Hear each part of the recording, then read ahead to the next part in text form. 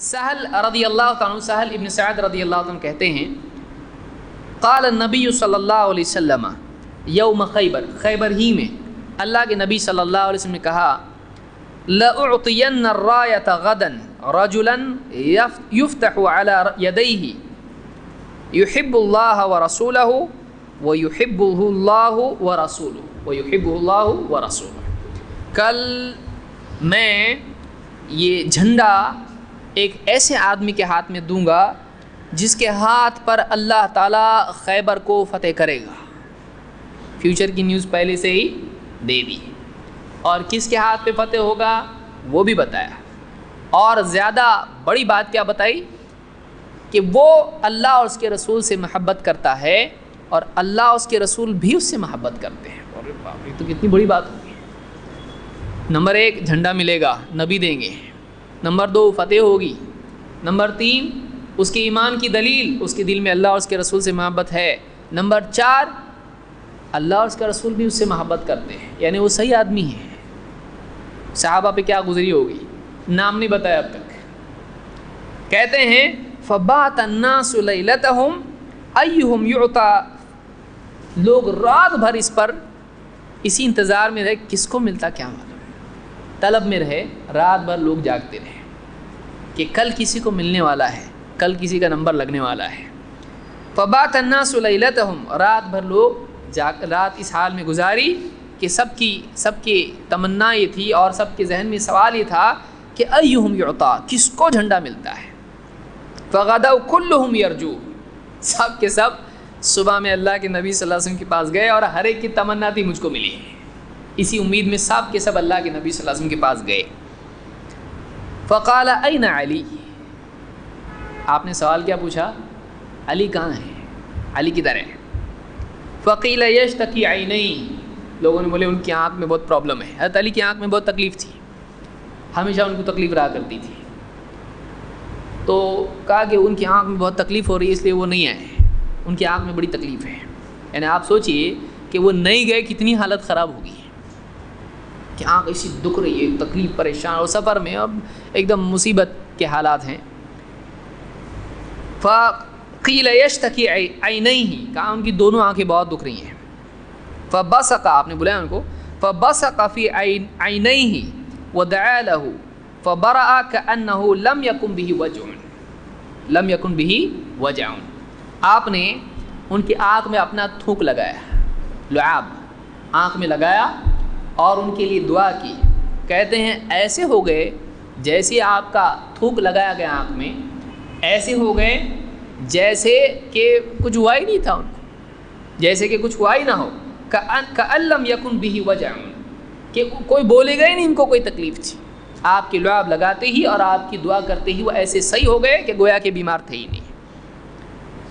فأعطاہ، آپ نے جھنڈا ان کو دیا، کس کو، حضرت علی کو۔ فقال اقاتلہم حتی یکونوا مثلنا، حضرت علی نے کہا اب ان کے ساتھ ایسی جنگ کروں گا اور تب تک جنگ کروں گا جب تک وہ ہماری طرح نہیں ہو جاتے، یعنی مسلمان نہیں ہو جاتے۔ خیبر میں یہود تھے۔ فقال انفض رسلک، آپ نے فرمایا ایسا نہیں، انفض علی رسلک، کہا جیسا نارمل سپیڈ سے جا، جیسے کہیں گے انفض علی رسلک، گڑبڑ نہیں، ایسا کچھ کر مت، تو بالکل ٹھیک ٹھاک اپنی رفتار سے تو جا، اور حتی تنزل بساحتہم، یعنی بھگدڑ مچا، آرام سے جا، آرام سے جا، یہاں تک کہ ان کا جو میدان ہے وہاں تو پڑاؤ ڈال، وہاں پڑاؤ ڈال، یعنی ان کے سامنے ڈسپلے ہونا چاہیے کہ آئے ہم لوگ، فوراً حملہ مت کر، پڑاؤ ڈال وہاں پہ جا کے۔ حتی تنزل بساحتہم ثم ادعوہم الی الاسلام، پھر ان کو اسلام کی دعوت دے، ان کو اسلام کی دعوت دے۔ وَأَخْبِرْهُمْ بِمَا يَجِبُ عَلَيْهِمْ، اور ان کو بتا اللہ نے ان پر کیا واجب کیا ہے، اللہ نے ان پر کیا لازم کیا ہے۔ یہاں فرض نہیں کہا، واجب کہا، توحید سب سے پہلے واجب ہے، تو واجب اور فرض ایک ہے، الگ ہیں، ایک ہی ہے۔ وَأَخْبِرْهُمْ بِمَا يَجِبُ عَلَيْهِمْ، ان کو بتا ان پر کیا واجب ہے۔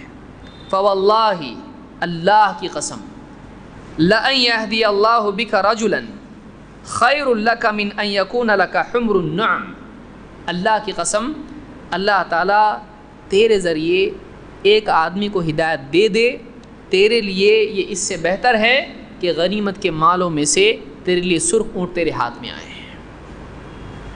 سرخ اونٹ وہاں بہت قیمتی مانے جاتے ہیں، جیسے آج کے دور میں مرسیڈیز اور اس طرح کی چیزیں ہیں، اس زمانے میں لال اونٹ کا وہی ویلیو تھا جو آج ایک دم بہت ہی اچھی کار وغیرہ کا جو ویلیو ہوتا ہے۔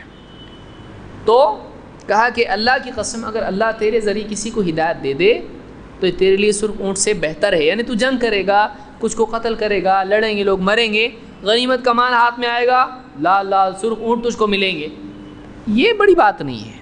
تیرے ذریعے اللہ تعالیٰ کسی کو ہدایت دے، یہ تیرے لیے غنیمت کے مال سے یا سرخ اونٹوں سے بہتر ہے۔ اس کو امام البخاری اور مسلم دونوں نے روایت کیا اور الفاظ بخاری کے ہیں۔ اس سے بھی معلوم ہوتا ہے کہ اسلام واقعی جنگ کے لیے نہیں آیا ہے۔ حضرت علی کیا کہہ رہے ہیں؟ جاؤں گا لڑوں گا ان سے، آپ کہہ رہے ہیں نہیں، آرام سے جا، بھگدڑ مت مچا، جا وہاں پڑاؤ ڈال، حملہ مت کر، دعوت دے ان کو، اصل مقصود دعوت ہے۔ اور یہ بھی بتا رہے ہیں دیکھ غالب آنے سے بہتر ان کو ہدایت ملنا ہے۔ تو اگر واقعی اسلام لوگوں کو کچلنے کے لیے آیا تھا تو پھر یہ ساری چیزیں کیا ہیں؟ جانے والے کو روک رہے ہیں اور بالکل حملے کی نیت کیے ہوئے کو کنٹرول بتا رہے ہیں۔ تو معلوم ہے کہ اسلام میں فی نفسی ہی جنگ مطلوب نہیں ہے۔ اگر لوگ مسلمان ہو جاتے ہیں، ہدایت پر آ جاتے ہیں، صحیح ہو جاتے ہیں، ظلم اور بگاڑ چھوڑ دیتے ہیں، جنگ کی کوئی ضرورت نہیں ہے۔ کوئی بھائی آدمی صحیح ہو رہا ہے اپنے آپ، میں آج سے صحیح ہوتا ہوں، پٹائی کی ضرورت ہے اس کی؟ نہیں ضرورت ہے۔ اگر کوئی اپنے آپ صحیح ہو جاتا ہے تو اس کو پٹائی کی ضرورت کیا ہے؟ ہاں کوئی اگر صحیح ہو ہی نہیں رہا ہے تو پھر پولیس پٹائی کرتی ہے اس کی، پھر پولیس کی پٹائی کو کوئی ظلم کہے تو اس کی بھی پٹائی کی جائے گی۔ کوئی آدمی کہے پولیس کو آپ پٹائی مت کرو اس کی، کیوں؟ انسان ہے، آپ بھی انسان ہو، کہے گا ہاں تم بھی لائن میں آ جاؤ۔ کہیں وہ ضروری ہوتا ہے، کہیں وہ ضروری ہوتا ہے۔ اور جو لوگ اس کے خلاف بولتے ہیں وہ سب پٹائی کرنے والے لوگ ہیں، وہ بولتے ہیں تم مت کرو ہم لوگ کرتے ہیں، یہ ایسا معاملہ ہے۔ بہرحال آگے بڑھیں۔ اسلام ظلم کو منع کرتا ہے، ظلم کسی پر نہیں کرنا چاہیے، لیکن حکومت کے اختیارات ہوتے ہیں۔ حاکم جہاں مناسب سمجھے گا اس حکومت کے ساتھ میں یا تو معاہدہ کرے گا امن کا، یا تو اس کے ساتھ جنگ ہوگی، جیسے بھی حالات جہاں لے جائیں وہاں حاکم کو جانا پڑتا ہے، ڈیسیجن لینے پڑتے ہیں۔ بہرحال تو یہ اس طرح سے آپ نے حضرت علی کو، یعنی بیماری اور تکلیف تھی، بس آپ کے لعاب لگانے سے صحیح ہو گئے، یہ آپ کا معجزات ہے۔ اور آگے بڑھتے ہیں۔